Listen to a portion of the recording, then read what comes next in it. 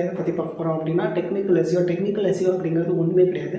Technical SEO அப்படிங்கிறது வந்து mobile score and desktop ஸ்கோரை வந்து இன்க்ரீஸ் பண்ணுறதுக்கு, அதாவது மொபைல்ஸில், அதாவது வெப்சைட்டில் ஏதாவது இஷ்யூஸ் இருக்குது, அதாவது 504 503 எரர்ஸ், கேட்வே இஷ்யூஸ் இருக்குது, 501 அந்தமாரி இஷ்யூஸ்லாம் இருக்குது அப்படிங்கிறது அதெல்லாம் சால்வ் பண்ணணும்.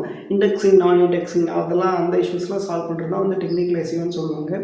டெக்னிக்கல் எஸ்இஓவில் ரொம்ப முக்கியமான ஒரு டாபிக் என்னன்னு பார்த்தீங்கன்னா, நம்ம மொபைல் ஸ்கோரை டெஸ்க்டாப் ஸ்கோரும் வந்து இன்க்ரீஸ் பண்ணுறது.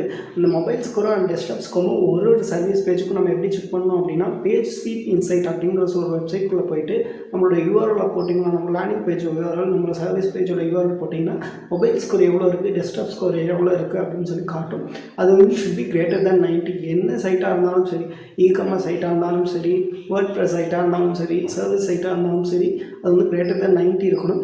அது அந்த நம்மளோட ஸ்கோரை காட்டும். அதை நம்ம எப்படி இன்க்ரீஸ் பண்ணலாம், அந்த ஸ்கோரை வந்து அச்சீவ் பண்ணுறதுக்கு எபோவ் 90 இருக்கணும், அதை அச்சீவ் பண்ணுறதுக்கு என்னென்ன இஷ்யூஸ்லாம் ஃபிக்ஸ் பண்ணணும் அப்படின்னு சொல்லி அதுவே காட்டும். அந்த இஷ்யூஸ்லாம் எடுத்து நீங்கள் வந்து வெப் டெவலப்பர்கிட்ட சொன்னீங்கன்னா அப்படின்னா அவங்க சால்வ் பண்ணி கொடுப்பாங்க.